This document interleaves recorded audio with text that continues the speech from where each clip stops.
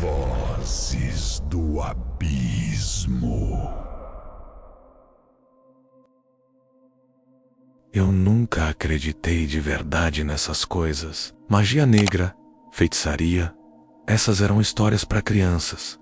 Lendas de velhas caquéticas em vilarejos esquecidos. Eu, um homem de ciência, um estudante de engenharia, prestes a entrar no mercado de trabalho, com a mente focada em cálculos e projetos, jamais me veria envolvido em algo tão primitivo.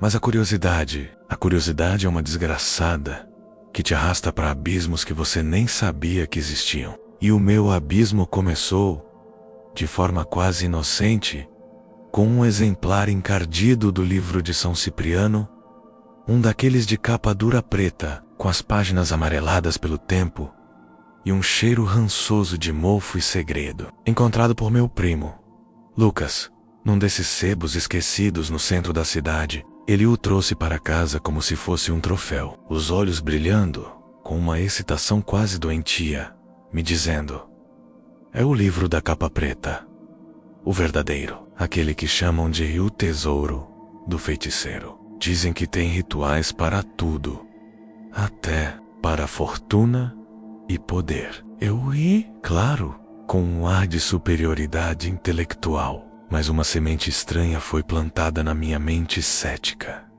A princípio, era só diversão. Nos fins de semana, quando os estudos davam uma trégua, a gente se reunia no meu quarto, com a porta trancada e as luzes baixas. Líamos trechos em voz alta, debochávamos dos rituais bizarros, tentávamos decifrar as orações em latim macarrônico. Com um dicionário velho, a gente se sentia rebelde, desafiando o desconhecido de forma lúdica. Falávamos sobre invocar riquezas ou amarrar a garota mais gata da faculdade. Tudo na brincadeira, com gargalhadas que ecoavam no silêncio da madrugada. Mas teve um dia, uma noite de sexta-feira, com a lua cheia, espiando pela janela do meu quarto, lançando um brilho prateado e quase etéreo sobre os móveis, que a coisa mudou. Lucas tinha achado uma passagem sobre como atrair o amor desejado, e nela mencionava um ritual com um espelho,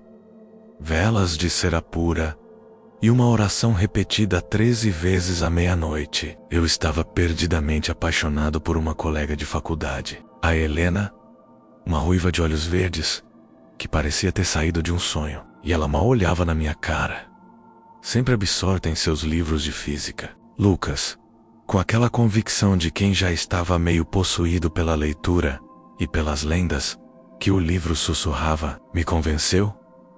Que mal pode fazer? É só um ritualzinho, uma brincadeira. Se dar certo, maravilha. Se não, a gente ri no dia seguinte e esquece.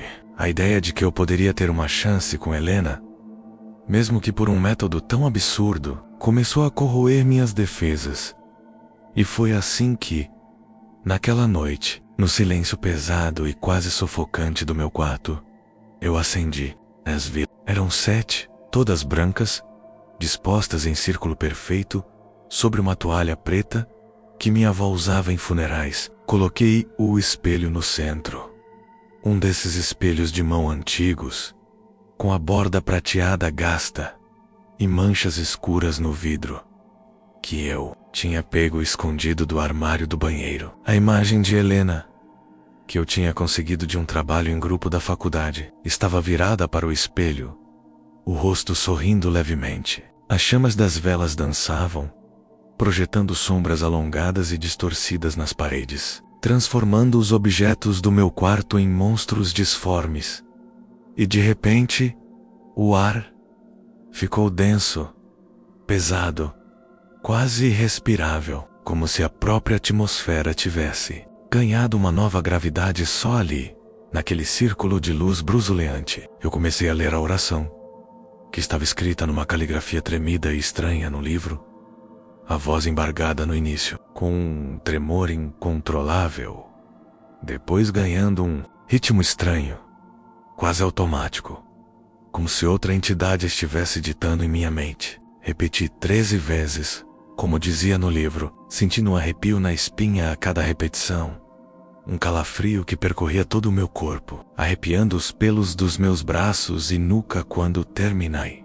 Um silêncio absoluto, cortante, preencheu o quarto. As chamas das velas antes vivas tremulavam de forma bizarra, quase como se uma brisa fria assoprasse do nada, mesmo com a janela firmemente fechada e o ar parado. E então, aconteceu. No espelho, a imagem da Helena começou a distorcer. Primeiro, os contornos do seu rosto e cabelo ficaram borrados, como uma aquarela sob a chuva. Depois, o rosto dela se contorceu numa expressão de dor indescritível, de desespero. Seus olhos, antes castanhos e gentis, escureceram, ficando negros como poços sem luz, e uma lágrima escura, densa como pit, escorreu pela sua face, caindo do espelho como se fosse real. Eu fiquei paralisado, o coração batendo descontroladamente no peito. Um tambor descompassado, que parecia querer saltar da minha caixa torácica. Eu queria parar, gritar, jogar o livro longe, apagar aquelas velas malditas, mas não conseguia mover um músculo sequer. Era como se uma força invisível me prendesse àquele lugar, me forçando a testemunhar o horror que se desenrolava. De repente, uma voz surgiu do espelho. Não era a voz da Helena.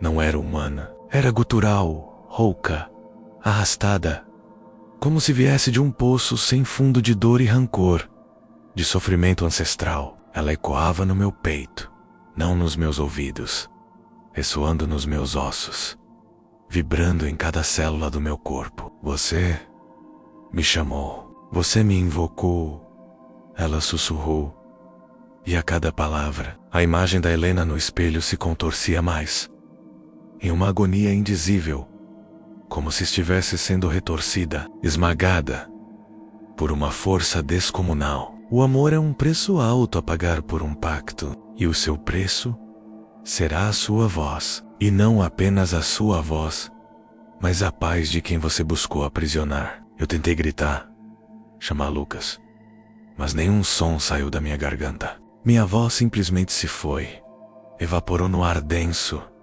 como se nunca tivesse existido. Entrei em pânico. Tentei apagar as velas, mas minhas mãos não me obedeciam, presas por uma força invisível e esmagadora. Foi Lucas quem me encontrou. Horas depois, com as primeiras luzes do amanhecer esgueirando-se pelas cortinas, eu estava encolhido no chão do quarto, em estado de choque catatônico, as velas quase no fim, exalando um cheiro acre de parafina queimada. E algo mais, algo que eu não conseguia identificar, mas que cheirava decadência e maldade. Ele não acreditou na minha história, achou que eu tinha tido um surto, uma crise de pânico, causada pelo estresse da faculdade. Me levou para a casa dos meus pais, disse que eu precisava descansar, que a pressão estava me fazendo mal.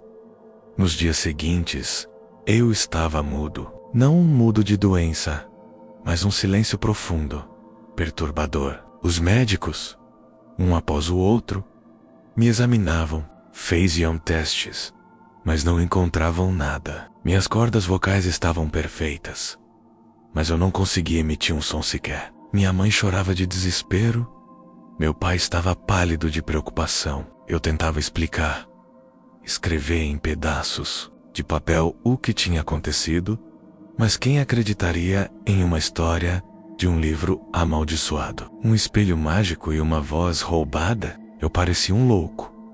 E a Helena, dias depois daquele ritual, ela apareceu na faculdade com os olhos fundos, olheiras marcadas e uma expressão de pavor. Ela me olhava com um medo indisfarçável nos olhos, como se eu fosse um monstro. Um dia, ela se aproximou de mim no corredor, hesitou por um momento e me sussurrou, a voz dela tremendo tanto que mal consegui ouvir. Eu ouvi a voz. Naquela noite, uma voz horrível. Ela disse meu nome e depois eu senti uma dor imensa, como se algo estivesse sendo arrancado de mim, da minha alma, um vazio. Eu não sei o que é, mas eu sinto que nunca mais serei a mesma. Ela nunca mais falou comigo depois disso. Mudou de faculdade, de cidade, desapareceu da minha vida tão rápido quanto a minha voz tinha desaparecido. Eu permaneci mudo por quase um ano. Um ano de silêncio torturante, do isolamento, de desespero que corroía minha alma dia após dia. Eu escrevia bilhetes para me comunicar, observava o mundo de fora, como um fantasma. Lucas, meu primo que me arrastou para isso, sumiu da minha vida. Disse que não aguentava mais minhas maluquices, que eu estava o deixando louco com minhas histórias. Aquele livro, o livro de São Cipriano, desapareceu do meu quarto. Minha mãe jurava que o tinha jogado fora, queimado, feito sumir da face da terra. Mas eu nunca acreditei. Eu sentia que ele ainda estava por perto, observando. Quando minha voz voltou, um ano depois, ela não era a mesma. Estava quebrada, rouca, como se 1000 anos de gritos tivessem a corroído por dentro. Eu mal consigo falar alto, e quando tento, sinto uma dor lancinante na garganta, como se algo estivesse rasgando por dentro. Uma ferida invisível, que nunca cicatriza. Minha vida mudou para sempre. Perdi a oportunidade de continuar a faculdade, o emprego promissor que eu tinha conseguido antes de tudo isso. As pessoas me olham torto, com pena ou com medo, sempre curiosas sobre o que aconteceu com o mudo. A maldição de São Cipriano me pegou. E não foi só a minha voz que ela levou. Levou minha inocência, minha paz, minha crença de que o mundo era um lugar seguro e lógico. Levou a chance de um futuro que eu construía com tanto esforço. Hoje, quando ouço alguém falar de curiosidade sobre o ocultismo, ou de brincar com livros antigos, sinto um arrepio gélido que me percorre até a alma, porque eu sei que existem portas que nunca deveriam ser abertas, forças que nunca deveriam ser invocadas, e a minha, aberta por um feitiço tolo de amor, gastou-me muito mais do que um som. Custou-me a minha própria essência, a minha alma, e eu vivo com o eco daquela voz quebrada dentro de mim, uma lembrança constante e dolorosa do preço que paguei por desafiar o que não deveria ser desafiado, por ousar mexer com o proibido. A sombra do livro ainda me persegue, e talvez nunca lembra.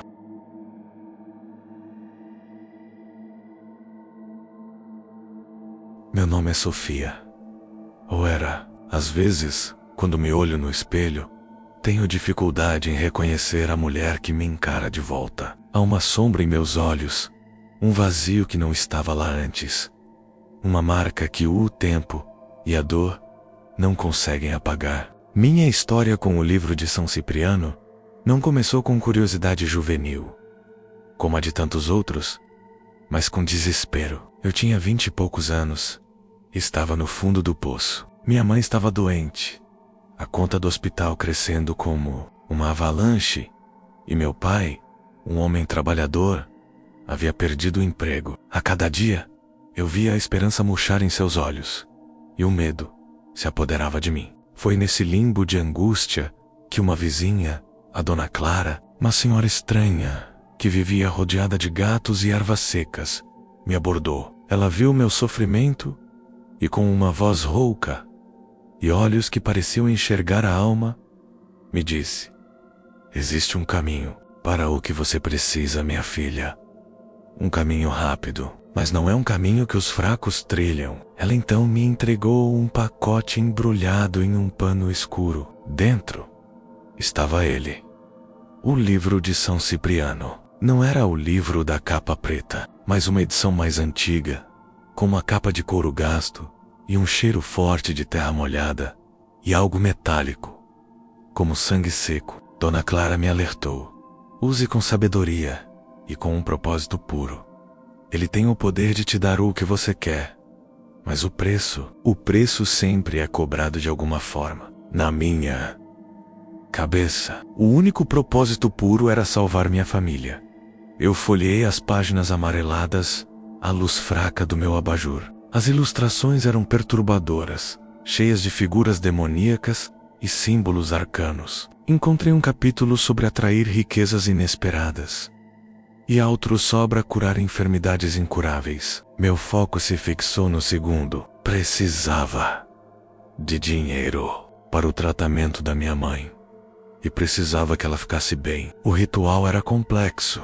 Envolvia a queima de ervas específicas, a recitação de um encantamento em latim ao lado da cama do enfermo e a oferta de um objeto pessoal de valor sentimental. Eu escolhi um colar que minha avó me dera, a única joia que eu possuía. Naquela noite, com o apartamento mergulhado em um silêncio opressor, enquanto meus pais dormiam um sono pesado e agitado, eu comecei o ritual. Acendi as ervas menos arruda, alecrim e uma que eu não reconheci, de cheiro adocicado e nauseante, em um pequeno caldeirão de barro que peguei na cozinha. A fumaça escura e densa encheu o quarto, fazendo meus olhos arderem e minha garganta arranhar. A atmosfera ficou pesada, quase sufocante, como se a própria escuridão da noite tivesse se materializado ao meu redor. A chama das ervas dançava,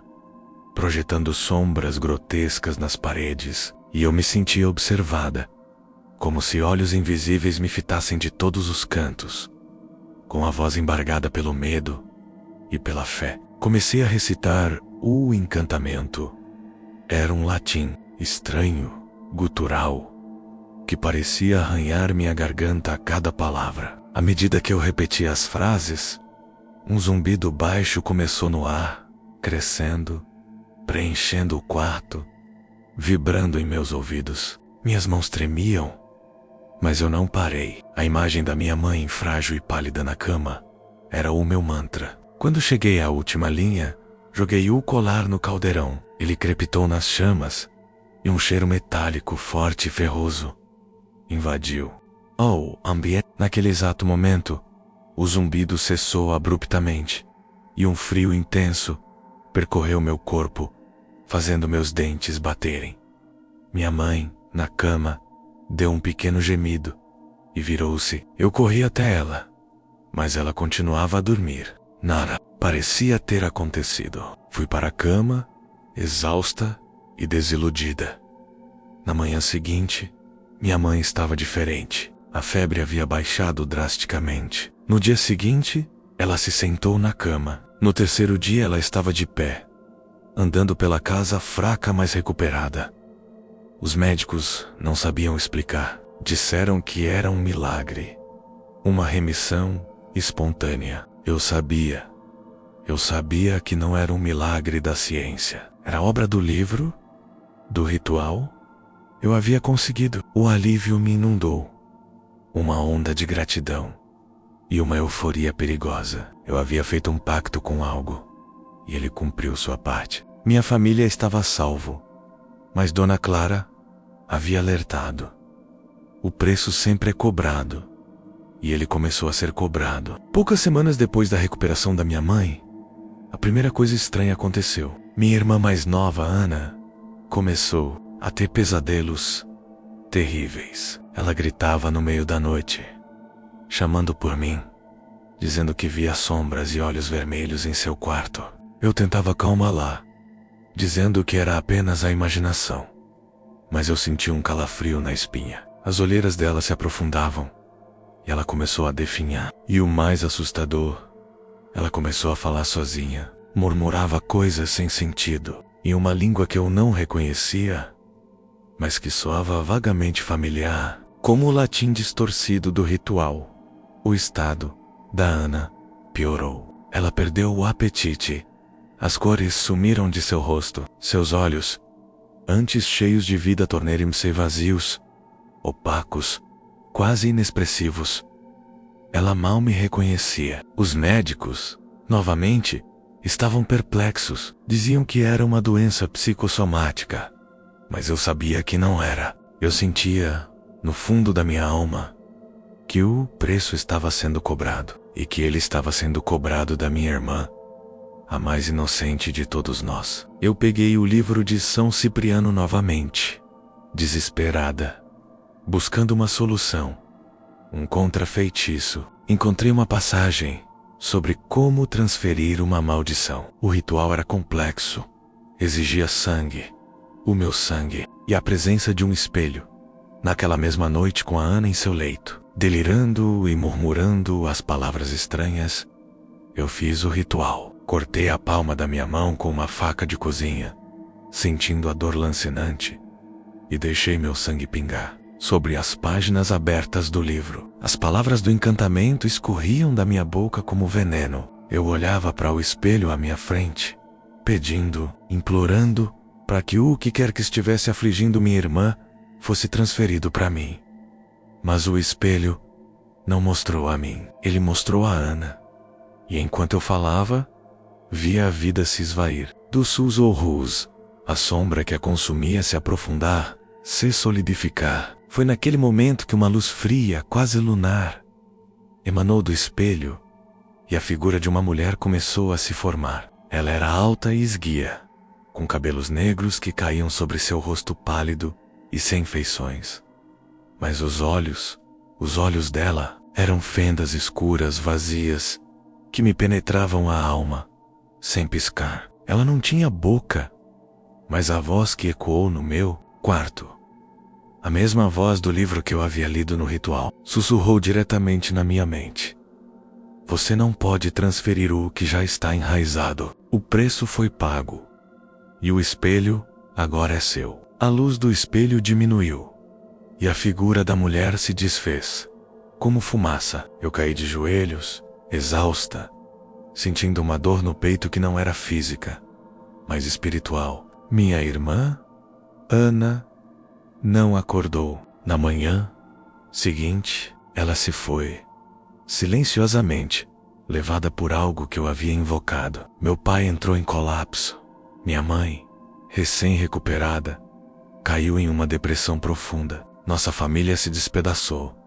Desde aquele dia, o livro de São Cipriano me persegue.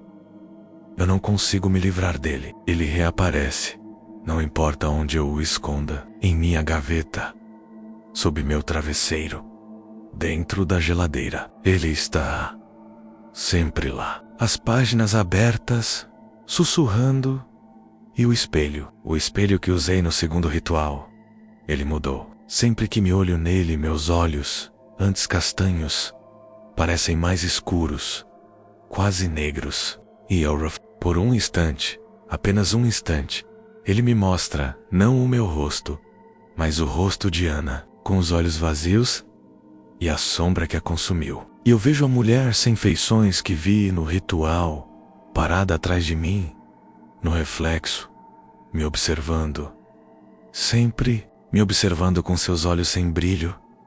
Eu tentei queimar o livro e jogá-lo no rio Interolô, em um campo aberto, mas ele sempre volta. E a cada vez, o cheiro de terra molhada e sangue seco fica mais forte. Minha casa está cheia de sussurros, de sombras que se movem no canto da minha visão. Eu não durmo mais. Vivo com o olhar vazio no espelho, a culpa dilacerando minha alma. Eu salvei minha mãe, mas perdi minha irmã, minha paz, minha sanidade. O preço de São Cipriano é um fardo que carrego todos os dias. Uma maldição que me transformou em uma sombra da pessoa que eu era. E o pior de tudo, eu sei que a mulher do espelho, a entidade que roubou minha irmã, não vai me deixar em paz, até que o último vestígio da minha alma seja dela. Ela está esperando.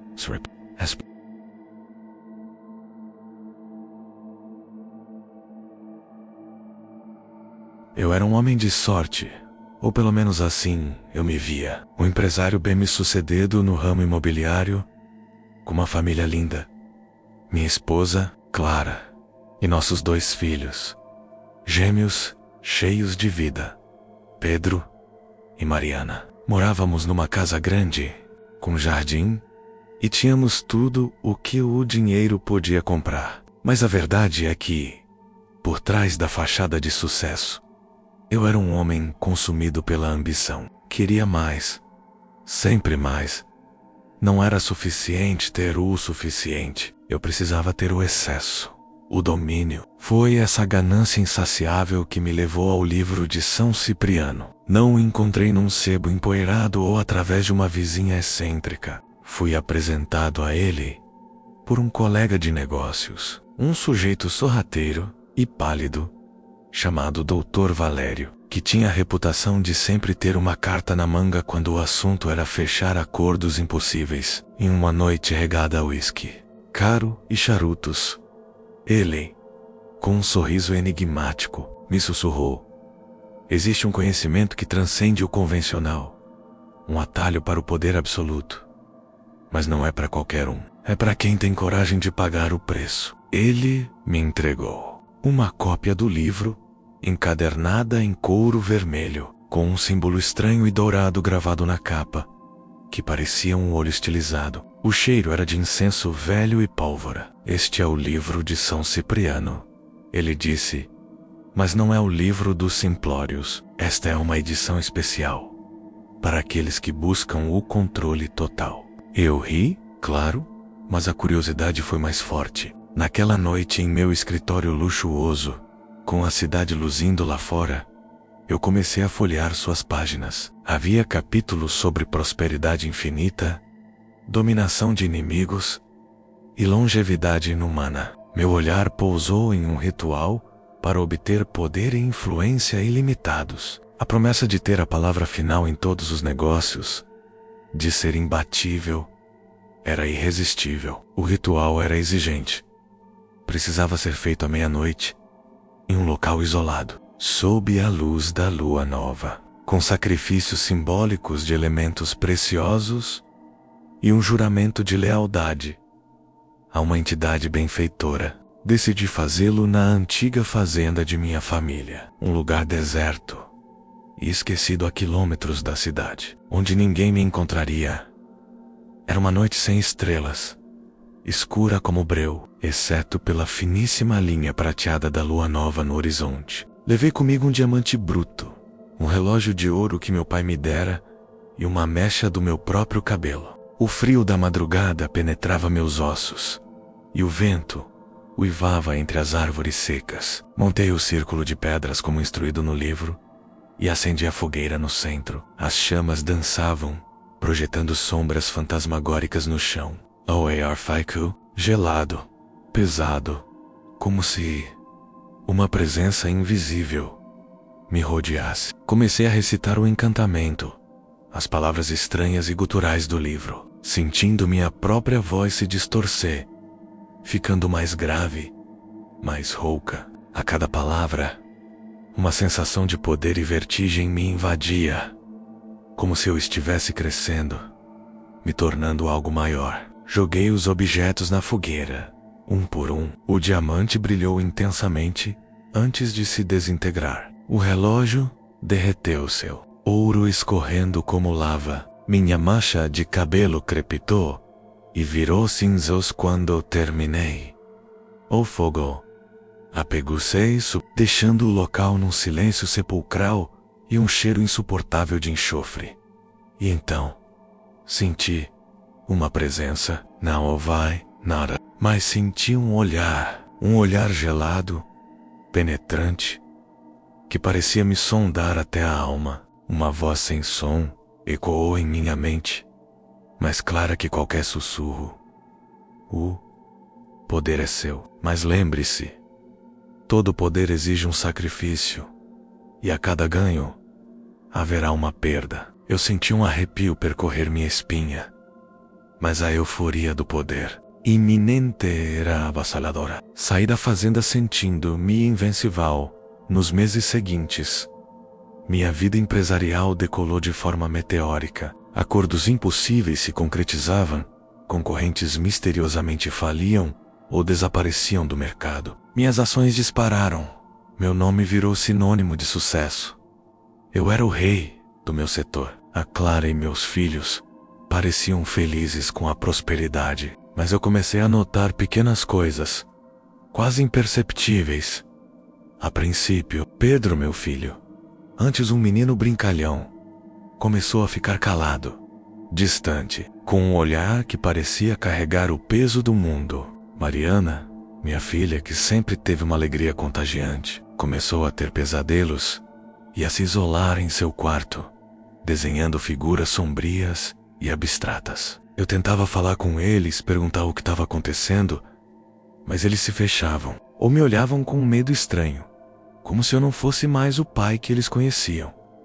A Clara também mudou. Ela estava sempre nervosa, com insônia. O brilho em seus olhos se apagou. Começaram as discussões, pequenas no início, depois virando brigas constantes. Ela me acusava de estar ausente do termadado, de ser frio e impiedoso, e eu a via calmão, ingrata, incapaz de entender o peso das minhas responsabilidades. Uma noite, em meio a uma discussão acalorada, ela me olhou nos olhos com uma dor tão profunda que me perfurou.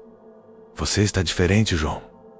Eu não te reconheço mais. Você vendeu sua alma por isso, não vendeu? Pelo dinheiro, pelo poder. Você está nos perdendo. Ivoca, não vier. Eu a desprezei, com palavras duras que me arrependo até hoje. Mas a verdade era que eu sentia que algo estava errado. Eu tinha tudo, mas a felicidade havia desaparecido da minha casa. Os sorrisos de meus filhos eram forçados à presença da Clara. Antes meu refúgio, agora era uma fonte de conflito. Comecei a ter pesadelos vívidos, onde eu via meus filhos envelhecendo rapidamente, seus corpos se contorcendo em dor. Enquanto eu ficava mais jovem e forte, eu acordava suado, ofegante. Tentei me desfazer do livro, joguei-o na lixeira da rua, mas ele reapareceu em minha mesa no dia seguinte. Tentei queimá-lo, mas as chamas não o tocavam. Ele parecia ter se fundido à minha vida, uma parte inseparável da minha existência.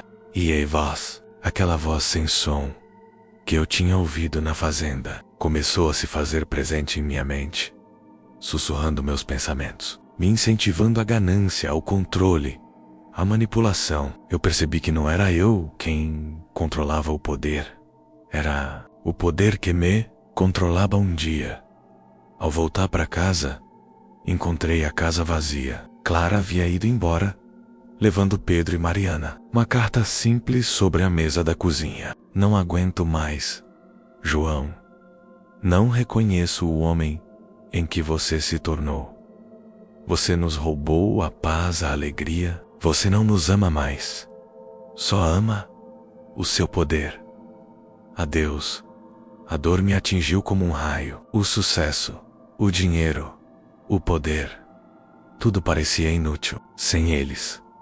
Foi então que a verdade brutal me atingiu. A entidade não havia levado algo material. Ela havia levado minha capacidade de amar do sem ter empacha, de me conectar com as pessoas. Ela havia roubado a alegria da minha família, a inocência de meus filhos, a essência do meu lar. O preço cobrado foi a minha própria humanidade. Eu havia me tornado um monstro em busca de poder e nem percebi. Hoje, tenho todo o dinheiro do mundo.